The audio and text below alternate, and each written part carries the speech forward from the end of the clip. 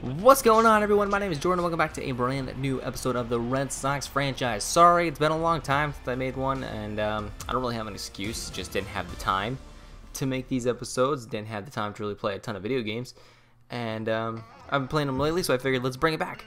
So 61-37 is our record, 4.5 games above the Toronto Blue Jays in the American League East for that #1 spot, and today we're taking on the Detroit Tigers.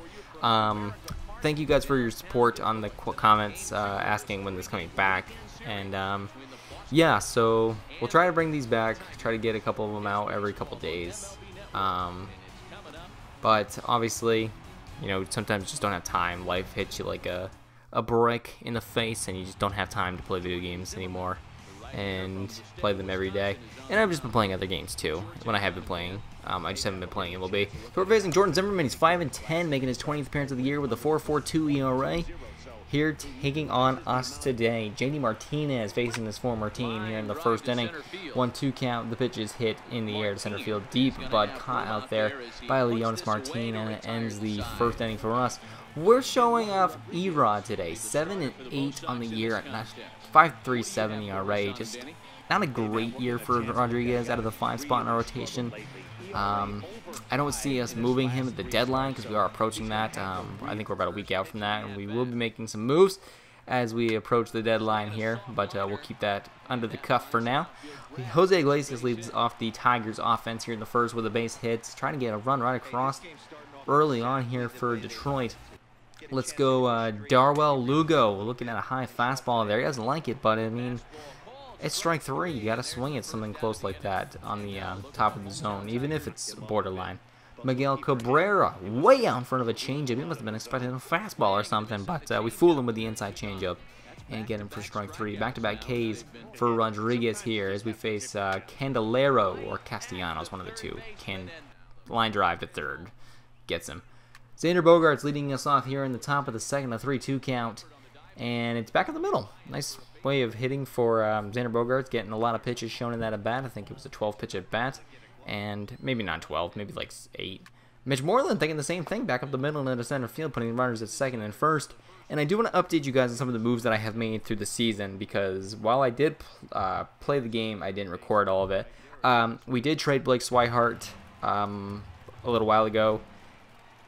2-2 count on Jackie Bradley, and oh man, I forgot that he hit that. That's a bomb to right into the bleachers out there in right field. His 10th homer of the season puts us up 3-0 here in the second inning. Jordan Zimmerman left him a pitch, and he did not miss it. JBJ, of course, struggling this year offensively, but crushed that one and gave us the 3-0 lead here in the second inning. So, like I was saying, I did trade Blake Swihart for a package that included I traded him to the Rockies for a package that included I can't remember his name. We'll see him in this episode, I think, but I can't remember his name. Oh, Jake McGee, for a package that included him and a couple prospects. I gave him a chance, played him in like 4 games, and I couldn't get a single hit with him. And honestly, he just wasn't laying very good at the catcher position. Look at this throw right here. JBJ cutting him down. Not only can he do offensively, but he can do it defensively as well. Absolutely gunned it here. Let's look at a couple replays of this. Just a absolute cannon. I don't know why Martin was trying to run on him, because I wouldn't. I would have stayed at second. Take a look at a couple different angles here. The throw beat him by a ton, and he was just slow getting around the bases here. By the time he gets to second, JBJ already has the ball, but whatever. If they want to run it to outs, let them run it to outs. So like I was saying, I did trade Blake Swihart to the Rockies. He wasn't performing very well for me offensively or defensively. Tried playing him in the outfield. He just didn't have the arm strength to play the outfield. And it just didn't really work out. I tried like 4 games in a row. He batted like not even 1.1. It was like 0.82. So I decided to move on from him, get a couple prospects, and got a couple of got a good reliever in the pen from Jake McGee there at the left side. I also did trade Hanley Ramirez. The Red Sox just released him. I traded him, so I don't have to pay him. We get a prospect pitcher for him from the Pirates. But yeah, those are pretty much the moves that I've made so far. So Hanley Ramirez and Blake Swihart both gone, as that one's ripped down the right field line. Mookie coming up throwing, cutting that runner down at third. and making sure that nobody advances here. We got bases loaded for Victor Martinez, and now it's on the ground. Can Mitch Moreland turn the 3-6-3 back to first again, and they get out of the jam. Victor Martinez rounds into the 3-6-3, and they leave him loaded here in the fourth. Nice job by Rodriguez to get out of it. Martinez does not run very well either, so it gave Moreland a lot of time to get back to first, and they could really take my time with that one. But yeah, those are pretty much the moves I have made so far in this series. Of course, we're coming up on the trade deadline here, and a couple moves that I do want to make. I do want to improve our bullpen. We'll see if I can make a deal for someone in the pen. Not looking like it right now. Struggling to get any kind of move as Benintendi launches one to center. That one hops over the wall for a ground rule double and is 11th of the year. But one thing I do want to upgrade is our pitching staff, our rotation, our starting rotation. As JD Martinez says, let me get in on this offensive party as well with 2 on. Another 3-run homer for us. On an 0-2 pitch, JD Martinez hits his 33rd home run of the year and puts us up 6-0 here. Jordan Zimmerman just not having a great day or a great season in general. And we are up 6-0 here over Detroit. But, yeah, I keep getting distracted, but I do want to upgrade our bullpen. Not our bullpen. I'd be fine if our bullpen didn't get anybody else right now, if we couldn't make a deal. But, I definitely want to improve our starting rotation. As Mitch Moreland hits one into the left center field gap, Xander Bogaerts heading around third. He's coming home and will score the 7th run of the game for the Red Sox as Mitch Moreland doubles him home. The 17th RBI double of the year for 17th double, for Mitch Moreland. And that's one of the reasons why I was really happy getting rid of Hanley Ramirez, because Moreland's been playing great and he's better defensively. As we take a look at the team leaders, team ERA leaders, we are first with a 3.43 ERA. That's thanks to Chris Sale, of course, because his ERA is like in the low 2s or something like that. But the Tigers are not willing to give up. They are hitting one. I think that's Daniel Norris. No, I think it's Leonis Martin. I don't remember. I wasn't even looking. But it's a triple because I fumbled around in the outfield like I always do, because the game in its wonky mechanics is just wonky. That's what I'm going to say. It's just terrible defense. As JBJ tries to gun home the runner at third, it's cut off. Oh, well, we're up by like 6 runs. I'm not really worried about it. So, 7-1 your score here in the 5th inning. As Leonis Martin, that one might get out. That did get out. Wait, maybe that was Darwell Lugo. It was Darwell Lugo. But 7-2 now the score. And maybe they're not done yet. Maybe Rodriguez is just. Maybe Rodriguez isn't looking for a win today. Maybe he's trying to get even at 8-8.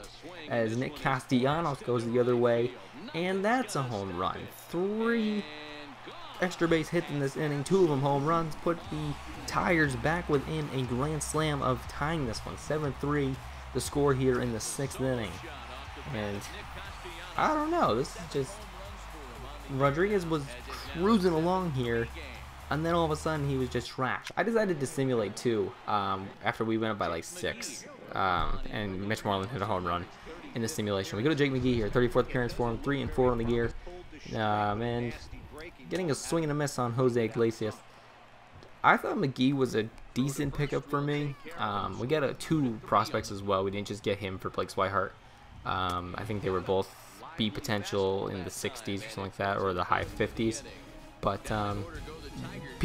there was just not a high market for Blake Swihart for me to really go after. I tried getting relievers who were in the 80s, who were in the high 70s, and just not a lot of people really wanted to trade for him. But the Rockies were willing to do that move with me, as he provides us with 2 good innings of relief.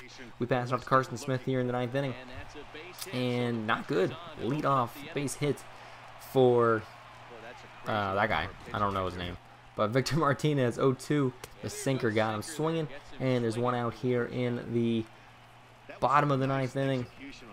Carson Smith looking to shut him down. Daniel Norris going deep to left, but that one will hang up there and be caught by Benintendi for the 2nd out of the 9th inning.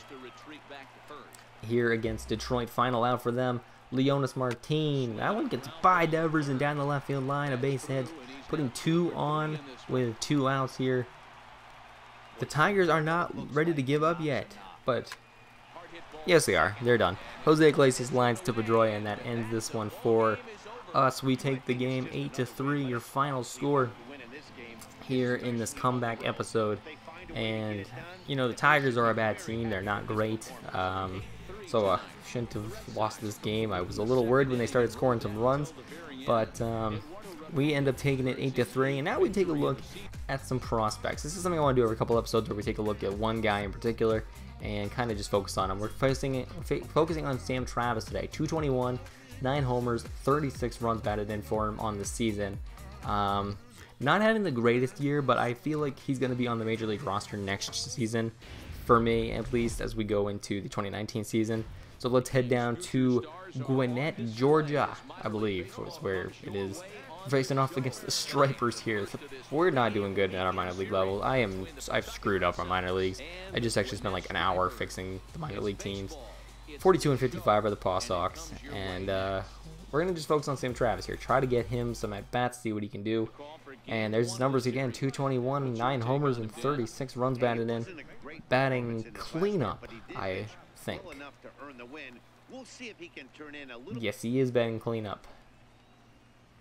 First pitch that I did not do well with Sam Travis. I'm going to tell you right now.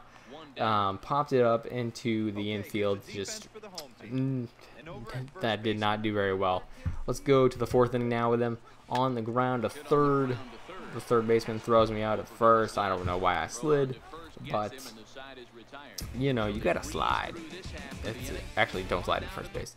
But here he is in a run-scoring opportunity with the guy on second. He hits one through the left side into left field. The run's going to come around to score, and it actually gave us the lead there. So I was pretty excited when that happened, that I was able to get a base hit with Travis and show that he can come in a big situation and get a base hit. Started 7th RBI of the year. He's been in AAA all season, but he just hasn't really done a ton. And in this run-scoring opportunity here with runners at the corners, he strikes out on a high fastball. So 1 for 4 on the day for Sam Travis.